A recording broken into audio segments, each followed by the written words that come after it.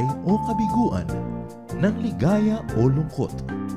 Kaya marapat lamang na tanggapin si Jesus bilang tagapagligtas at Panginoon.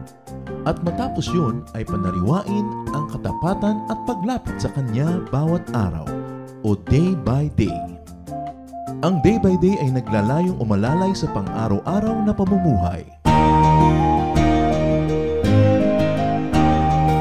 Narito po si Kuya Ed Lapis sa mensaheng pinamagatang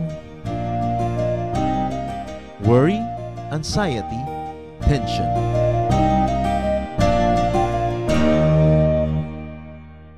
Only Christianity is a religion that's based on such amazing and endless love that God Himself will live the glory of heaven and become like one of us to die in our place. That is love.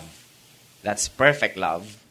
And one of the signs of God's love is mentioned in John 10:10. The Lord Jesus Christ said, "The thief comes only to steal and kill and destroy. I came that they may have life and have it abundantly." And who is they? The flock, the sheep of His fold. We are the sheep of His pasture. And the Lord said, "I came that they may have life and have it abundantly." However, Satan is the thief who comes to steal and kill and destroy. We're going to start a series of studies on thieves that rob us of happiness. What are these thieves, or what are the faces of this thief that rob us of happiness? We're going to discuss about worry and its first cousins, anxiety and tension, as robbers or thieves of happiness. Nararanasan nyo siguro kumisan ang inyong kamag-anak, mahal sa buhay, hindi pa dumarating sa oras. We worry. Sabi niya, ano na kaya nangyayari sa kanya? Siya kaya ay na-rape o na-hold up, pinutulan ng ulo, ginawa kaya siyang Lucila Lalu. Lahat ng mga pumapasok sa utak natin, kung kayo'y umabot na kay Lucila Lalu, isa siyang dalagang pinagputol-putol. No? So, nagwa-worry lagi tayo pagka merong wala pa sa bahay. Kaya mga nanay, galit na galit. Akala ko kung nasan ka na. Sometimes, our loved ones that are away from us, we worry. Ini-imagine natin, natabunan kaya siya ng troso, nalindulang kaya siya, tinamaan kaya siya ng scad. All of these kind of things, you know. Student worry about being unable to finish their course. Pag nag-aaway ang tatay at ang nanay, nai-insecure sa estudyante, paano nila pag naghiwalay sila? Paano ako makakatapos? Professionals worry about not being promoted. Breadwinners worry about future and the ability to provide. People worry about getting sick and are worried about possible fires and floods and earthquakes. Worry is a thief that is worse than an ordinary burglar. Why? Yung mga magnanakaw, nananakaw lang niya yung mga gamit natin. Nakahablot-hablot ang inyong kwintas. Kumisan maganda ang inyong shades, pati yan ay ninanakaw. But worry is something else. Worry robs us of happiness. Mas malala, mas masama ang ministry ng magnanakaw na ito. At ang pinakamasama dito, yung mga magnanakaw, hindi natin sila wina-welcome. Pero yung worry, as a thief, we are the ones that put up welcome signs at the door. And we say, worry, if you happen to be in the neighborhood, please drop by. You are welcome. What is worry? Let's ask God to just enlighten our hearts and our minds so that we may be able to recognize this thief that steals a lot of happiness from our lives. Father, we ask you and we come to you empty in our hearts.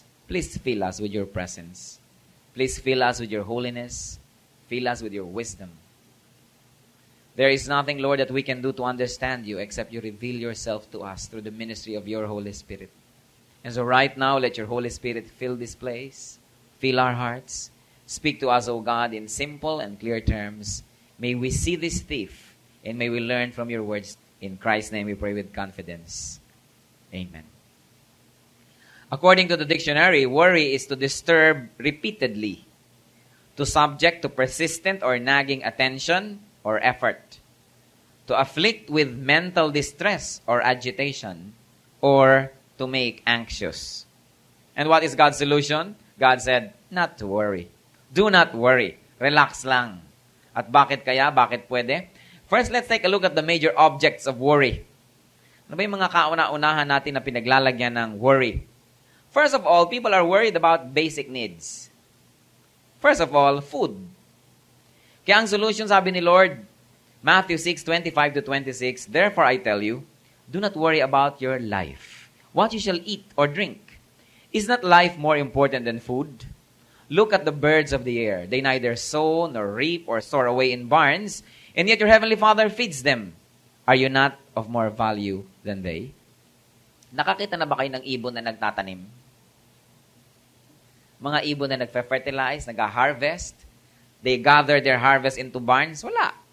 And yet, palipad-lipad, pakanta-kanta, and yet your heavenly Father feeds them. Ang sabi ng Bible, are you not of much more value than birds? If the Lord feeds the birds of the air, how much more will He feed you, O man of little faith? So 1 Kings 17, 1-6, there's a very dramatic story of God's provision. I just would like to share this with you. I will read from the Revised Standard Version. Please read with me. 1 Kings 17, 1-6, about the prophet Elijah. Now Elijah, the Tishbite of Tishbe in Gilead, said to Ahab, then the king of Israel, As the Lord God of Israel lives, before whom I stand, there shall be neither dew nor rain these years, except by my word. And the word of the Lord came to him, Depart from here and turn eastward and hide yourself by the brook Cherith, that is east of the Jordan. You shall drink from the brook, and I have commanded the ravens, the birds, to feed you there. So he went and did according to the word of the Lord, and he went and dwelt by the brook Cherith, that is east of the Jordan. And the ravens brought him bread and meat in the morning, and bread and meat in the evening, and he drank from the brook. When the Lord provides dramatically. This time, nagkaroon ng taggutom dito sa buong kaharian na to. Sabi ng prophet, hindi uulan, hindi hahamog dito, sapagkat napakasama ng lugar na ito. At para iligtas ang Panginoon ng kanyang hinirang, sinabi niya, magpunta ka doon sa isang lugar kung saan merong maliit na ilog, doon ka titira, doon ka iinom. At araw-araw, gabi-gabi, dumadating ang mga ibon. Special delivery, may dala silang bread and meat. At yun po ang ikinabuhay nitong sa Elijah for a long time. At hindi pa nakontento doon, let me read on verses 7 up to 16. Another beautiful example of how the Lord provides. And after a while, the brook dried up because there was no rain in the land. Then the word of the Lord came to him, Arise, go to Zarephath, which belongs to Sidon, and dwell there. Behold, I have commanded a widow there to feed you. So he arose and went to Zarephath. And when he came to the gate of the city, behold, a widow was there gathering sticks. And he called to her and said, Bring me a little water in a vessel, that I may drink. And as she was going to bring it, he called to her and said, Bring me a morsel of bread in your hand. And she said, As the Lord God lives, I have nothing baked, only a handful of meal in a jar, and a little oil in a cruse. And now I'm gathering a couple of sticks, that I may go in and prepare it for myself and my son, that we may eat and die. And Elijah said to her, Fear not, go and do as you have said. But first make me a little cake of it, and bring it to me, and afterward make for yourself and your son. For thus says the Lord God of Israel, The jar of meal shall not be spent, and the cruse of oil shall not fail, until the day that the Lord sends rain upon the earth. And she went and did as Elijah said, and she and he and her household ate for many days. The jar of meal was not spent, neither did the cruse of oil fail, according to the word of the Lord which he spoke by Elijah. Can you imagine there's a great famine in the land? Elijah would come to a village, and there at the gate, you would see a woman gathering sticks. Nangunguha lang siya ng panggatong. Sabi ni Elijah, Babae, bakit hindi mo ako painumin, at habang pinapainom mo ako ay mag-bake ka naman ng konti diyang makakain? Gumawa ka ng masarap na tinapay. Sabi naman ng babae, ang totoo nga ho nito, Ginoo, talagang kaya ako nangunguha ng kahoy, magluluto ako. Kahuli-hulihan na isang dakot na harina na lang at konting oil lulutuin ko, at pagkakain namin mag-ina, ay maghihintay na lang kami ng kamatayan dahil wala na talaga, yan na, simot na At hindi naman umuulan ng kung ilang taon na, at sobra na ang drought, at sobra nang walang makain. Sabi naman ni Elijah, gawin mo ang ipinapagawa ko sa iyo at ibe-bless ka ng Panginoon. Si babae naman ay masunurin sa propeta. Nagluto siya at siguro naaamoy-amoy pa natin yung binibake niya. Napakasarap. At matapos niyang pakainin ng kanyang bisita, kumain din silang mag-ina. At kinabukasan, na oras na naman ng gutom, pagtingin niya doon sa loob ng palayok. Wow, lo and behold, meron na naman. Samantalang niluto na niya lahat. Meron pa rin siyang oil, so luto na naman siya. You know, to make a long story short, taon ang binilang na araw-araw ay meron siyang nakikita doon. All because this woman trusted the word of the Lord and provided hospitality to the prophet of the Lord.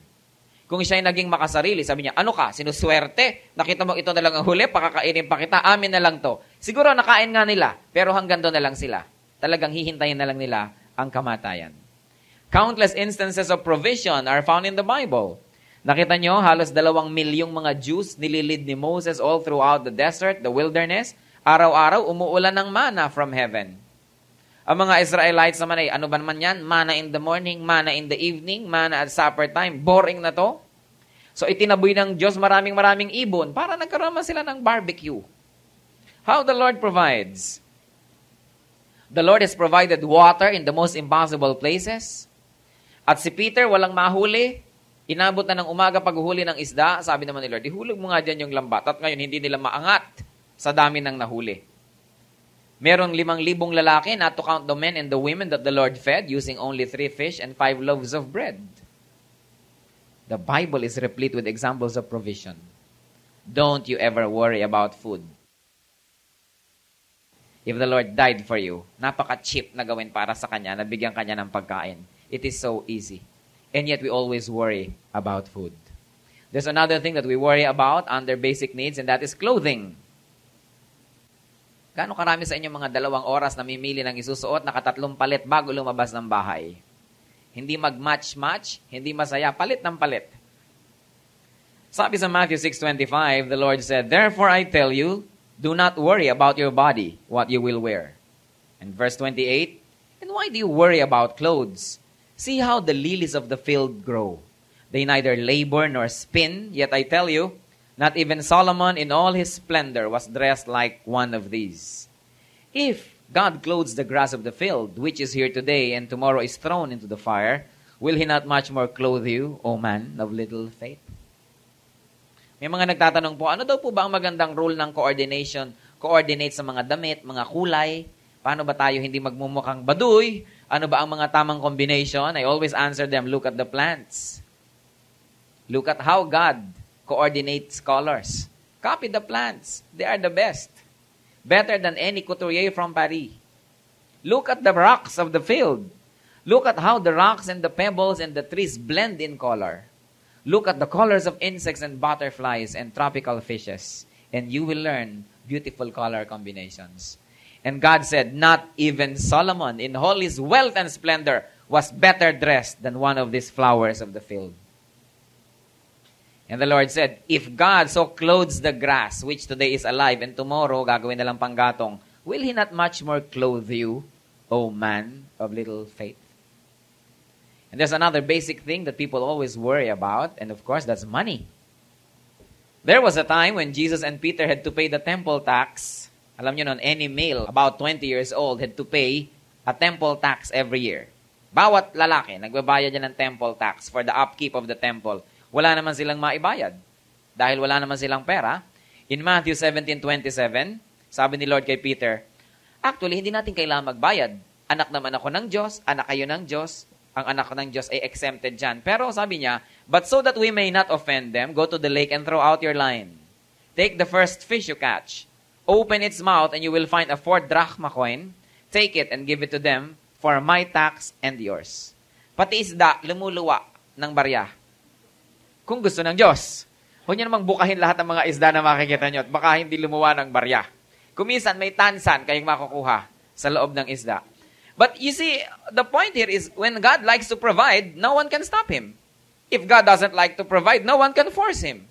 What's the big deal here? Pag gusto ng Diyos tayong bigyan, wala makakapigil sa Kanya. Another worry that many people have under basic needs is shelter. Psalm 61:3-4 says, for you have been my refuge. I long to dwell in your tent forever and take refuge in the shelter of your wings. And so God is our shelter. The Lord Jesus in Matthew 8:20 said, foxes have holes and birds of the air have nests, but the Son of Man has no place to lay His head. In other words, the Lord was homeless. Gaano karami dito sa inyo ang wala pang sariling bahay at lupa? Gaano karami sa inyong pag ini-introduce na inyong asawa, ang aking may bahay. Sabi mo, "Hoy, teka, wala pa akong bahay. Umuupa pa lang tayo dito." Ang lakas ng loob mong ipakilala akong may bahay, wala namang bahay. Huwag po tayong masyadong matakot at mag-alala. The Lord Jesus Christ was homeless. He knows how it feels not to have a home. And because He cares, we know that He knows how we feel, then we feel secure. Because according to Hebrews 2 verse 16, "For surely it is not angels that He keeps, or God keeps, but Abraham's descendants, like you and I. For this reason, He had to be made like His brothers in every way, in order that He might become a merciful and faithful high priest in service to God." This is in reference to Christ. He felt all the kinds of negative things that you and I go through so that He can identify with us. And now, don't you feel secure that the Lord of heaven, the Lord of hosts, knows exactly how it feels? He does not only know, He identifies with us, and He continues to intercede on our behalf. Because Christ Himself suffered, He is able to help. Don't worry about these basic things: food, clothing, money, shelter. The Lord never had much of those, and yet He shows us how to live, and live to the full.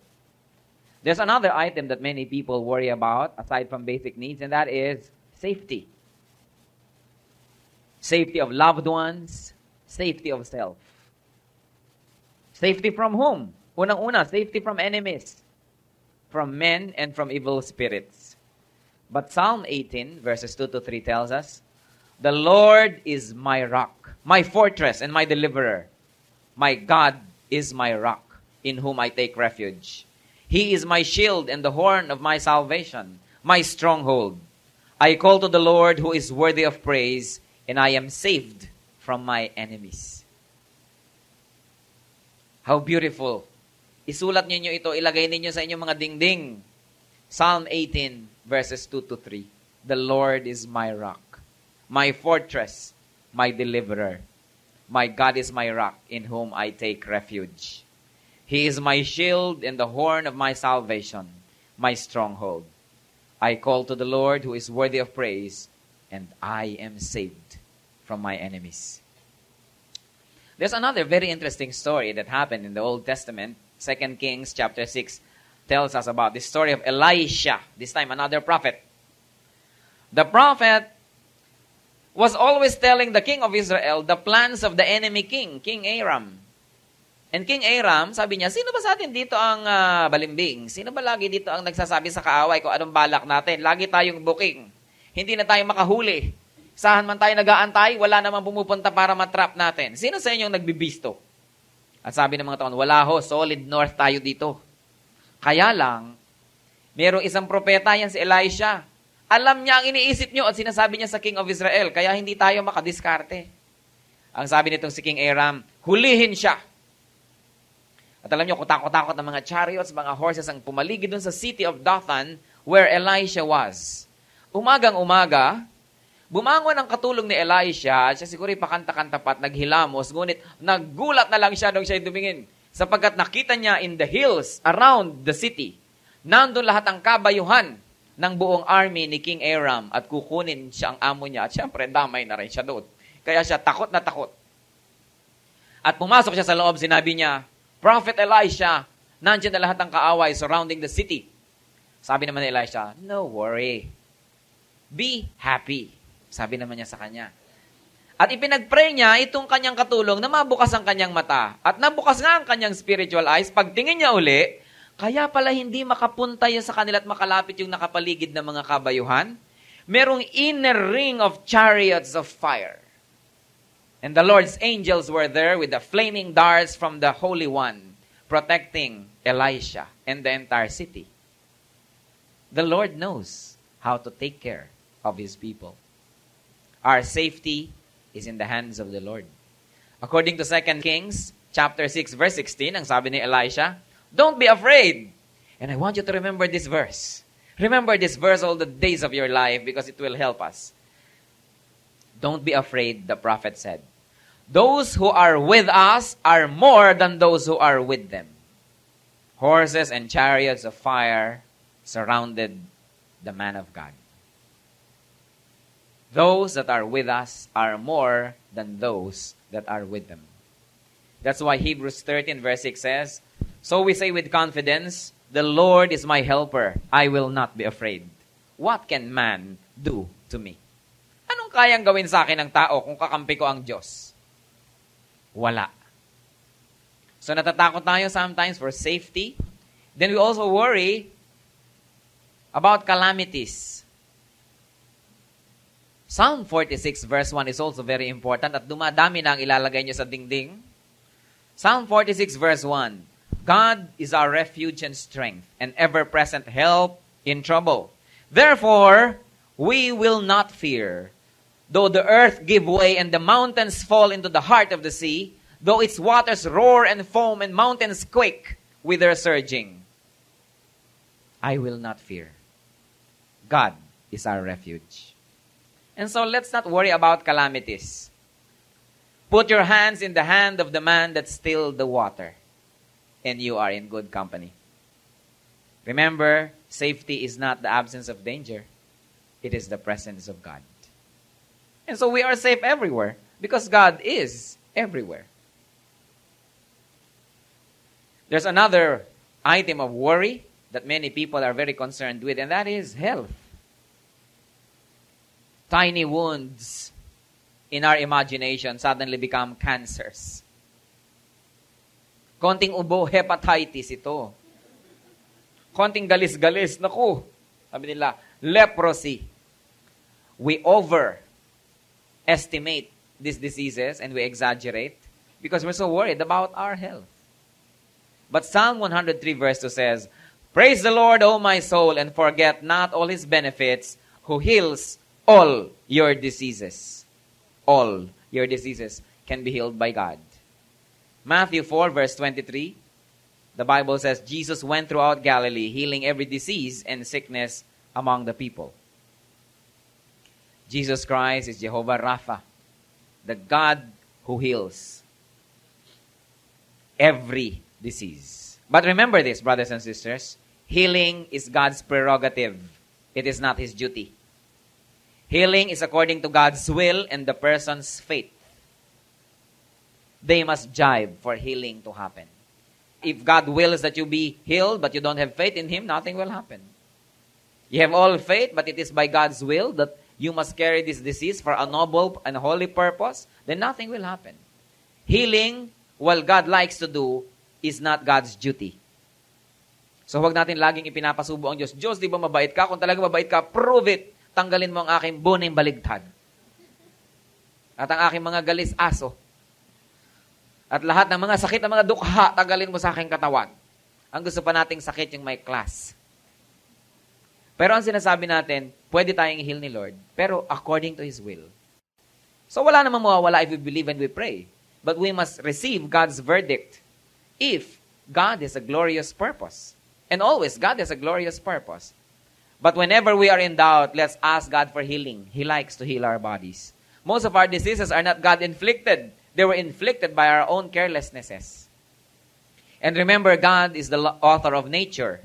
Huwag niyong expectin na nakikipagkuskusan kayo sa may buni, tapos hindi kayo magkakabuni dahil kayo nag-pray. God is the author of nature. And the natural law says, pag nakipag-kiskisan ka dyan, mahahawa ka. Respect God's law in nature and don't always try to subvert God's will by asking Him to make a miracle and break His own natural laws. Hindi ka matutulog ng 3 araw, hindi ka kakain, tapos Lord, huwag mo po akong bibigyan ng sakit. Ano ka, sinuswerte? Kailangan, syempre, alagaan mo ang iyong katawan. Yung iba, gano'n ang faith eh. Basta si Lord ay mabait. Kahit napudpurin ko ang sarili ko, total, pagba-Bible study naman ito, total, preaching naman ito, total, mga bundok-bundok ang pinupuntahan ko, kaya kahit ako hindi kumain, hindi ako matulog. Tapos pag nagkasakit, sasabihin niya, why, oh why, my God? Nagtaka pa. We must respect the law of nature because God is the author of nature. Now, every now and then, God may want to exempt us from His natural law, but that is His prerogative, not His duty. Huwag natin laging hanapin na gagawin niya. But God can make us healthy, can keep us healthy. Don't worry about these things. But of course, we've got to do what is humanly possible to keep ourselves healthy. Hindi naman tayo nagiging careless at bahala na ang Diyos, I don't worry. No. we've got to respect the law of nature. Many people are also worried not only about health and needs and safety, but also many people worry about justice. Gaano karami sa inyo ngayon ang nag-aalala dahil hindi nyo ma-prove na kayo ay tama at ang iba ang mali? Right now. Hindi nyo ma-prove na ang isang case kayo ay innocent. Akala nila guilty kayo. May nangyaring mali, akala ng iba kayo yung nagkamali. And yet you are worried, hindi ka makatulog dahil gustong-gusto mong i-prove your innocence. Many people always worry about justice. People worry about proving themselves right or innocent. But Proverbs 12:21 tells us, no harm befalls the righteous, but the wicked have their fill of trouble. Kung innocent ka, let it be. Don't you worry. God will be at your defense. The truth will always prevail. Sometimes God's justice may not seem to be there, but don't worry, it is there. God is a God of justice. Sometimes it's only a matter of time. The truth will always prevail. Another item of worry is the future. People needlessly worry about what may or may not happen. But Matthew 6:34 tells us, therefore, do not worry about tomorrow, for tomorrow will worry about itself. Day has enough trouble of its own. Let the day's own trouble be sufficient for the day. Hindi naman ibig sabihin, hindi na tayo magpa-plan. We plan, we prepare, but we worry only about what is before us. Alam niyo, yung mga mahilig mag-worry, masabi na, ano kaya ang mangyayari? Ikakasal si babae, 3 days from now. Worried na worried, baka hindi siya siputin ni lalaki. Kaya tuloy ka worry, nangalumata na siya at pumangit. Alright? Anong nangyari? Sa actual wedding day, hindi nga sumipot si lalaki. Ilang beses siyang nag-suffer? Twice. Nag-suffer siya ng wedding day na hindi sumipot si lalaki, pero bago nangyari yun, nag-suffer na siya, ka-i-imagine. Ngayon, nabaligtad ang istorya. Dumating si lalaki, nakasal sila, pero nag-worry na rin siya, nag-suffer na rin siya at least once. Worriers suffer twice when what they worry about happens. Now, when what they worry about does not happen, they still suffered at least once. Maawa kayo sa sarili ninyo. Huwag tayong mag-alala about the future. It is in God's hands. Let the day's own trouble be sufficient for the day. Most worries are born of fatigue and imaginings. Yung mga taong pagod at malilikot ang mga guni-guni. Kung ano-ano ang naiisip, puro nakakatakot. Kaya tuloy, na alam nyo yan. Marami sa inyo siguro selosa. O seloso. Ano kaya ang ginagawa niya ngayon? Siguro may kausap siya ngayon. At kumakain pa sila ng spaghetti. Nagsusubuan pa. Kitang-kita yon, ha? May ribbon pa ang kadate niya. Makikita niya talaga. Galit na yon. Ini-imagine pa lang. Oh, di ba? We worry too much. Tayo ang nagpapabigat sa ating buhay. Tayo ang umiimbento ng mga kalbaryo na hirap naman tayong akyatin. Worriers are their own tormentors. And we worry about many things, other things, kung ano-ano. Ano kaya bukas? Makakasakay kaya ako madali? Iniisip agad yun, ano? Nasa gabi pa lang yun, iniisip na kung paano siya makakasakay. Ano kaya yung gagawin ko kung may mandukot sa akin? Kailangan pala, ganitong gagawin ko. Ano kaya bukas nakasalubong yung kaaway ko? Anong gagawin ko? Ang dami tuloy burden ng mind. Isip kasi ng isip eh. Tapos sabihin, Diyos ko, napakabigat ng buhay. Ay, sinong nagpapabigat? Worry is a thief that robs us of happiness. What are the results of worrying? Ano ba mga bunga? Unang-una, loss of joy. Loss of happiness and loss of cheerfulness, loss of vibrance. Uy, bakit mukhang Biyernes Santo ka? Naiisip ko kasi yung mahal ko sa buhay. Baka ganitong nangyayari. Naiisip pa lang yun, ha? Hindi pa talaga confirmed. Pero gano'n na yung muka. Ang lungkot-lungkot na. Ba't di ka makakain? Nag-aalala kasi ako eh. Inaalala pa lang. Hindi pa balita. Imagination pa lang. Hindi na makakain. Di na makatulog. Walang tagyawat sa ilong. Hindi lang makatulog, di pa makakain. Dahil nag-aalala. Sa kaaalala, parang lantutay na gulay. Walang lakas. Bakit ka nangihina? Eh kasi pagod na pagod ako mag-imagine kanina pa eh. Ba't namumugto ang iyong mata? Kasi naisip ko, baka ganitong nangyay. Umiyak na. Hindi pa totoo. And so what happens? Loss of happiness in your social life. Ayaw ka na tuloy kausapin ng tao. Sabi niya, nakakahawa naman ito. Makahanap na lang nga na ibang kausap. So ikaw naman ngayon, nadadagdagan ng problema mo. Bakit kaya hindi niya ako kinakausap? Bad breath kaya? Another set of worry na naman yan. Ganyan. So, we make life so miserable. And if we are miserable, nobody likes to talk to us. And so we become more miserable, then you get into a never-ending cycle. And you know what other things happen when we worry?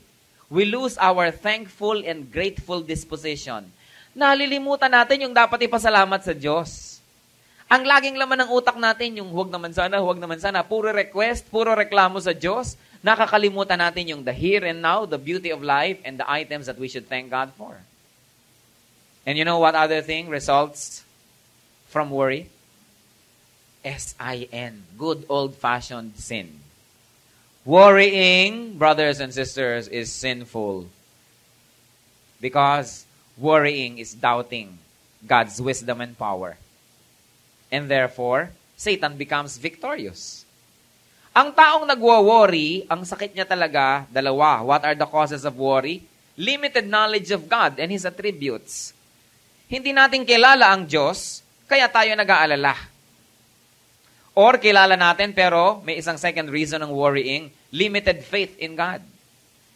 Iniisip natin ang God ay baka makalimot, kaya kinukulit-kulit natin sa ating mga dalangin, na ang Diyos ay ayaw gumawa ng mabuti, kaya Lord, please, iligtas mo lang ang mga mahal ko sa buhay sa Saudi Arabia na huwag tamaan ng mga kung ano-ano mga bomba, luluhod ako sa asin.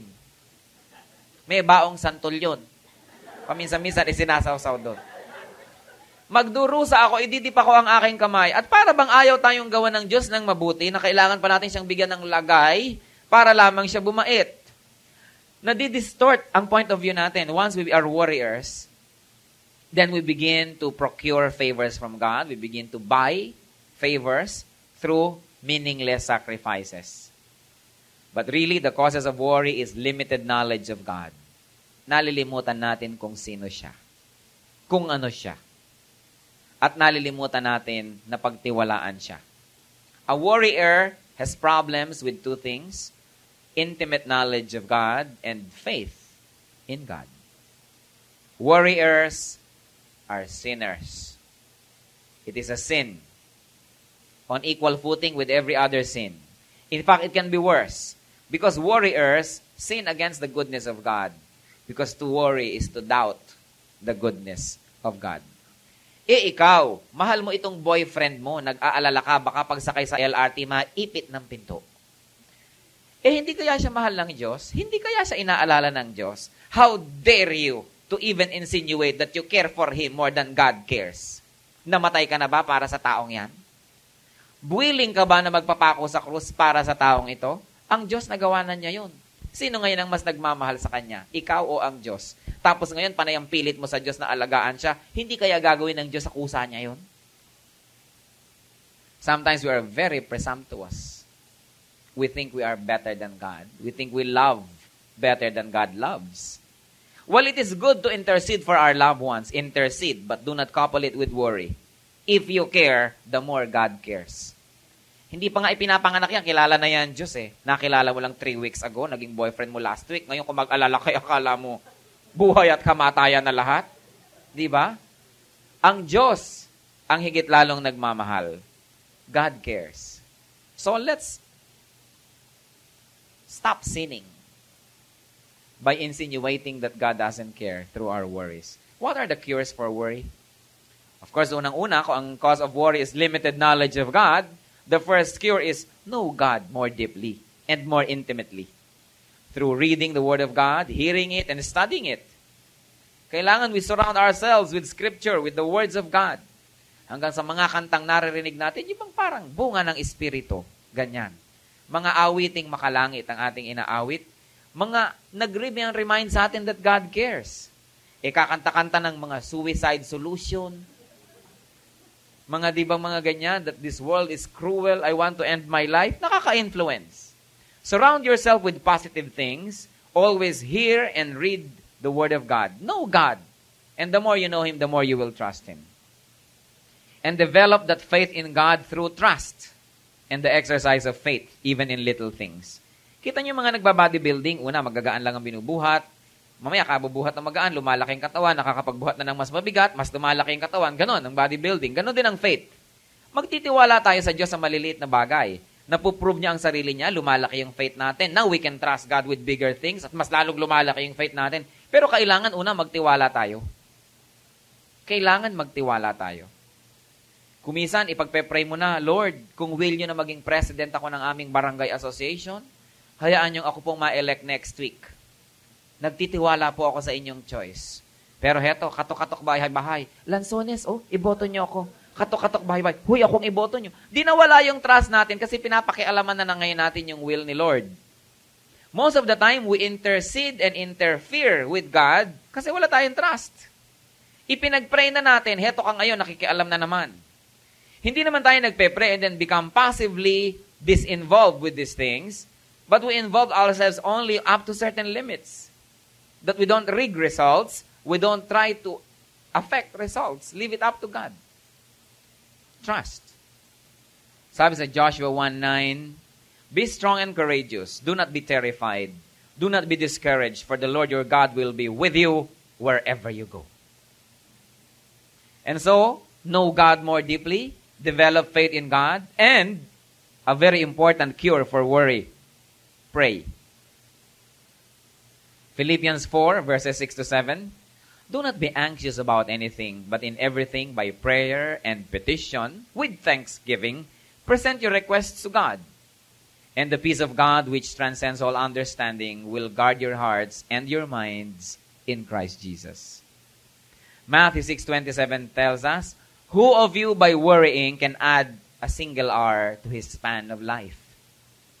And so as we always say, our motto, why worry when you can pray? If you feel like worrying, stop it. Just pray. Your worrying will never change the situation. Your prayer just might change it. If God is pleased with it, and if it is according to His will. But worrying, I tell you, will never improve the situation. It will only make you miserable. Kaya marami mga ginang-ginang dito noon, nakakausap, tinatawagan yung mga husband nila sa Saudi Arabia. I worry about you, Daddy. Daddy, worried ako. Napapagalitan patuloy. Kawaworry mo hindi kaya ako tatamaan dito, kawaworry mo dyan. Alagaan mo yung mga anak natin, yan ang worryhin mo. Worry nga naman ng worry. Anong kinalaman ng worry? Makakatulong ba yon? Why worry when you can pray? And of course, another thing that we can do as a cure to worry, seek first the first things. In other words, seek first things first. Ano ba ang first things na importante? Matthew 6:31-33, so do not worry, saying, what shall we eat? Or what shall we wear? Or what shall we drink? For the pagans run after these things, and your heavenly Father knows that you need them. But seek first His kingdom and His righteousness, and all of this that you worry about will be given to you as well. Unahin ang Diyos at siya nang bahala dun sa dulo. Pag nauna ang Diyos, siya nang bahala sa iba. Ang problema, inuuna natin ang iba, nawawala ang Diyos, nagkakandag gulo-gulo lahat. In everything you do, put God first, and He will guide you and crown your efforts with success. Put God first, and He will take care of the rest. Brother or sister, are you a worrier? Just do your best all the time and leave everything up to God. Hindi naman yung magpapaparty kayo ngayon, wala nang gumagawa ng sandwich, walang gumagawa ng drink. Kasi sabi, do not worry about what we shall eat or drink. Don't carry it to absurd calamities. Because we do always what is humanly possible to do. Pag hanggang doon na lang tayo, titigil na tayo, and don't worry, let God continue. Hindi naman hindi ka pa nag-uumpisa, God, ikaw na ang bahala. Hindi, lagi tayong Lord, kayo na magtuloy. Pero laging inuumpisahan natin ang what is humanly possible. Pag sagad na tayo, we stop with peace and says, Lord, sagad na kami, alam nyo yan, please continue, and I trust in you. Just like when the Lord turned water into wine, sabi niya, fill the jars with water. Once the jars were filled with water, He turned it into wine. Hindi niya nilagyan ng water kasi kaya naman ng mga taong lagyan ng water, ba't pa siya magmi-miracle? Pwede namang umigib ang mga tao. So yung pwede natin gawin, don't expect God to do a miracle. Masasayang lang ang pagod natin kahihintay ng miracle. Hindi nag-aral, Lord, ipasa niyo po ako sa test. Amen. Di po ba ang bait niyo? May kasama pang bola. Paano ka papasa kung di ka nag-aral? Ang God will not make a miracle out of what we can do on our own. Remember that. But once you have done what you can, at nandun ka na sa dulo talaga, at hanggang doon ka na lang mag-expect ng miracle. God will continue, but we've got to begin. Do your best and leave everything up to God. Never worry about anything that is beyond your power or beyond your reach.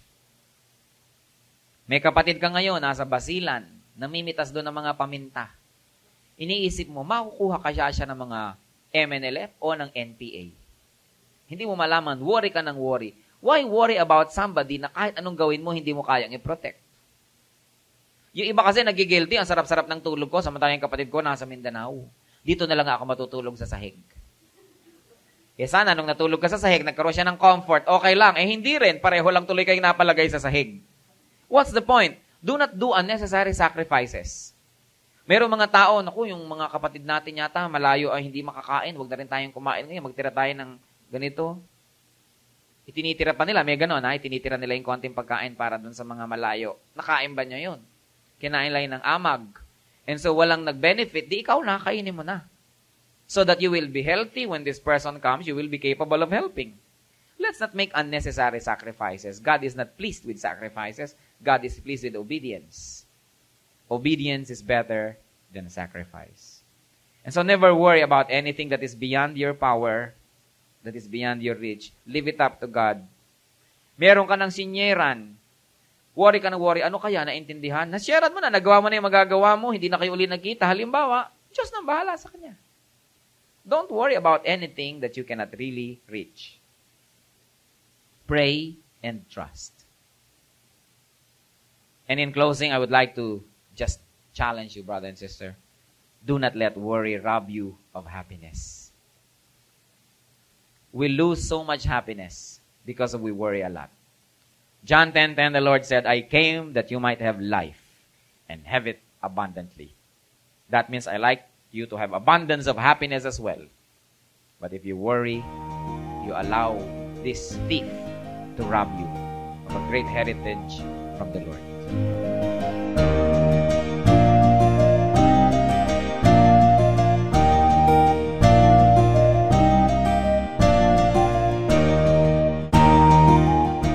Ang katatapos pong mensahe ni Kuya Ed Lapiz ay pinamagatang Worry, Anxiety, Tension.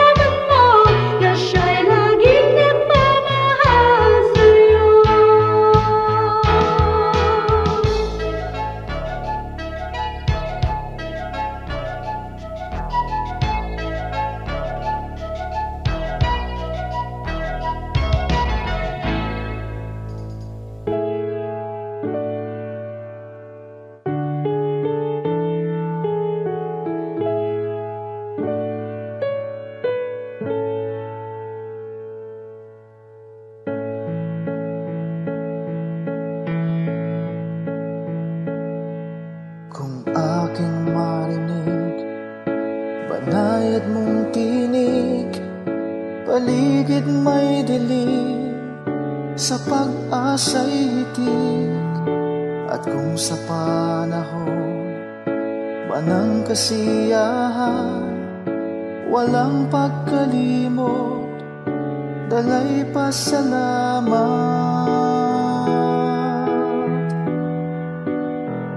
Alay ko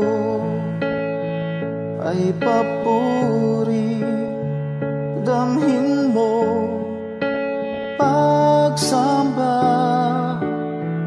ang pag-ibig mo sa'kin walang hanggan.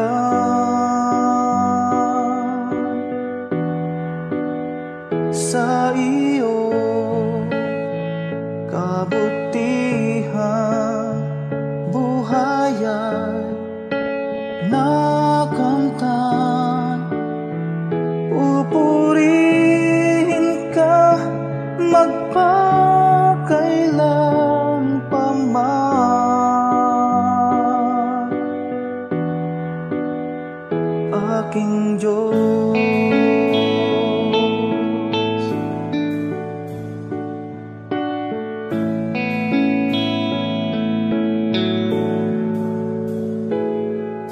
At kung magkaminsan di ka maramdaman, sa puso ko'y tiyak ika'y naririyan. Kahit sa dulo man itong aking buhay, ika'y aking lakas, hindi mangangamba.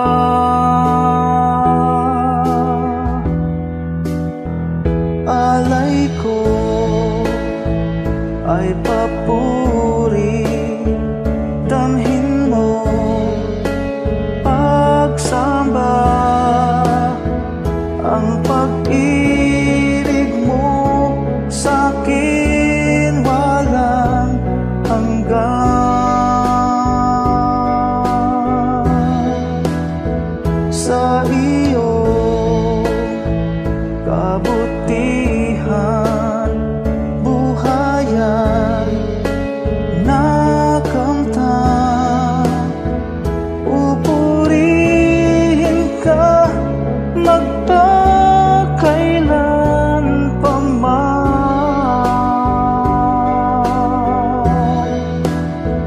aking Diyos.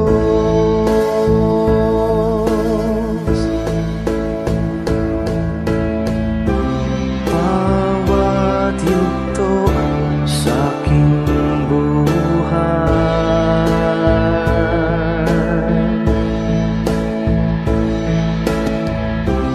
laging laan iyong gabay.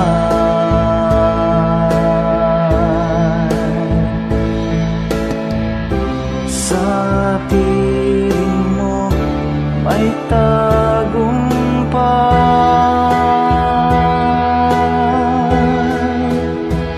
Alay ko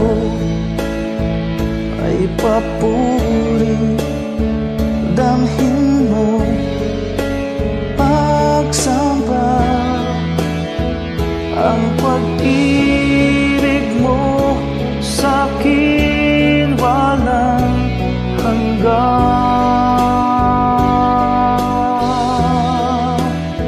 Sa iyo kabutihan, buhay ay nakamtan. Pupurihin ka magpakailan pa man,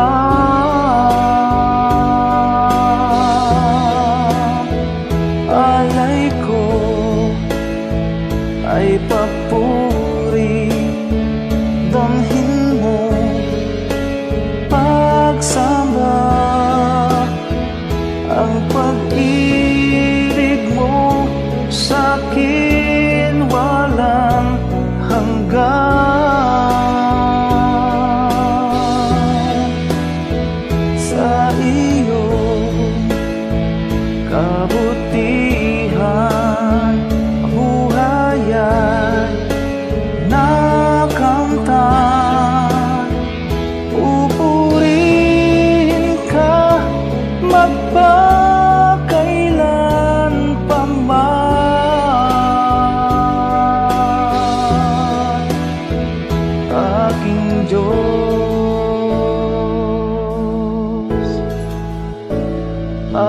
Diyos,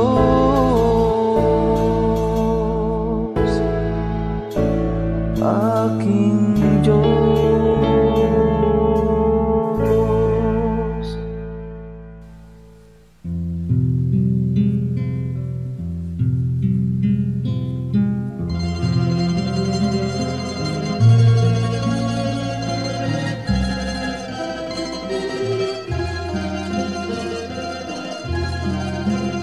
Nagdaan ng kahapon, iniwan ang layon, subalit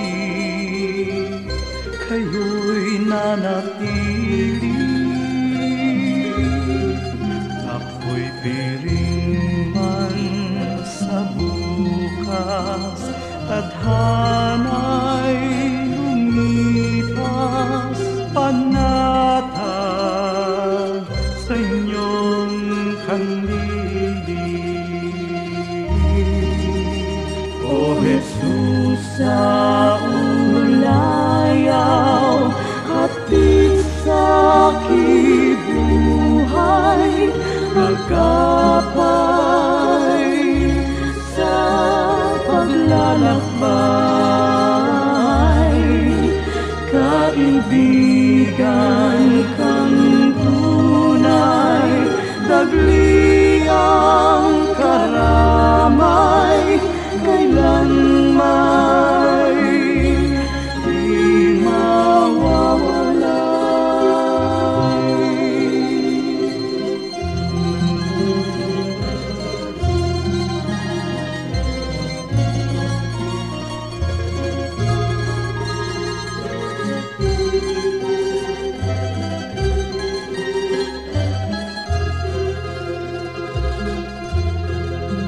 sa tamis ng iyong hiya, masakit at hirap, sadyang hindi mananaig. O Jesus, kaulayaw, gawin pang malinaw sa akin ang iyong pag-ibig.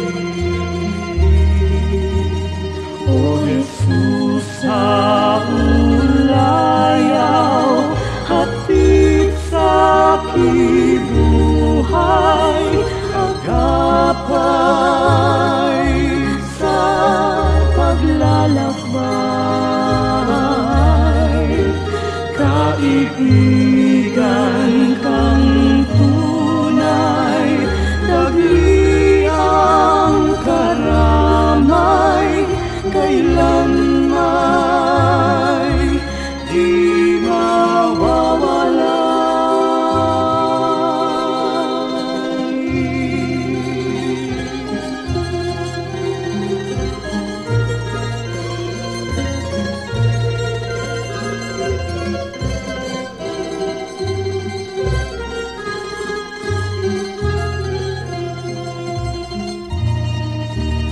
O Jesus, sa ulayaw, hatid sa kibuhay, sa tuwina'y lunas ka sa aking lumbay, sa pag-ibig niyong alay, nasa daldalisay ang puso ko'y humihimlay. O Jesus, sa ulayaw, hatid sa kibuhay, agapay sa paglalakbay. Kaibigan kang tunay, dagli ang karamay, kailan may di mawawala.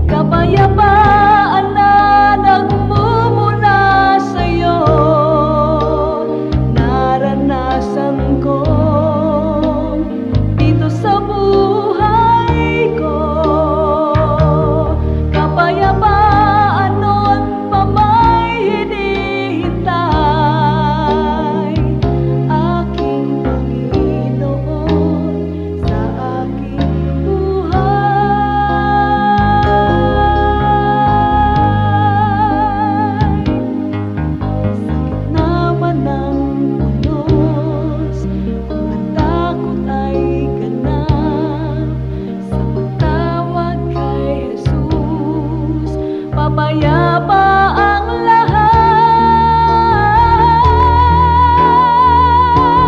Kapayapaan na nagmumula sa'yo, naranasan ko dito sa buhay ko. Kapayapaan na aking hinihintay, aking Panginoon sa aking buhay.